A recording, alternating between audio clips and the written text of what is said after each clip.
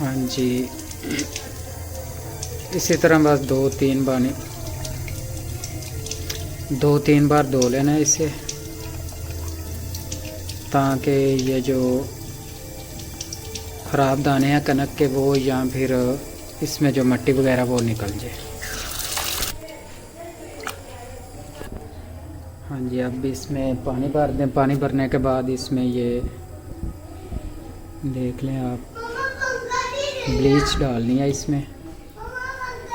हाँ जी, एक ढक्कन ब्लीच काफ़ी है, ताकि इसमें जो जरासीम वगैरह हैं वो मर जाए।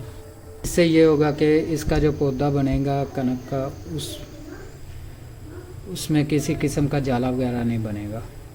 अब इसको हम 12 घंटे के लिए इधर ही रख देते हैं साए में। अब देखेंगे 12 घंटे के बाद। हाँ जी, तो गाइस ये हमने रात को जो भिगो के रखे थे, अब इनको सुबह हम पानी लगा दें। ये देखें, ये आप देख रहे हैं कि इस पे हल्की हल्की जड़ें निकलनी शुरू हो गई हैं।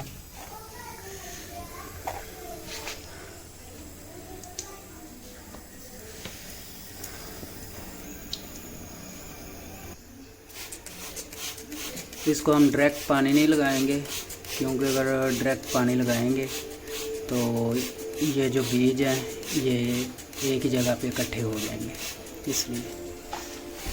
तो इंशाल्लाह अब नेक्स्ट डे को आपको दिखाएंगे कि इसकी जड़ें कितनी निकली हैं कितनी नहीं। ओके, हाफिज़।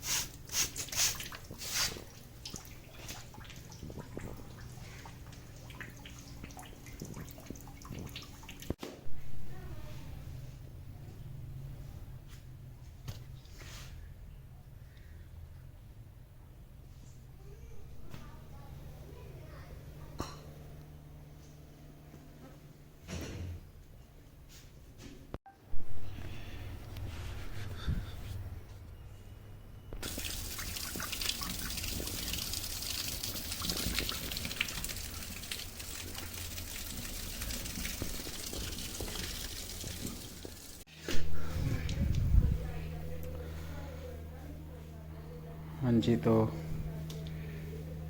ये माशाल्लाह देख लें, ऐसे ही चूज़े खाएंगे। ये हमारी मुर्गियों को वैसे भी बहुत पसंद है।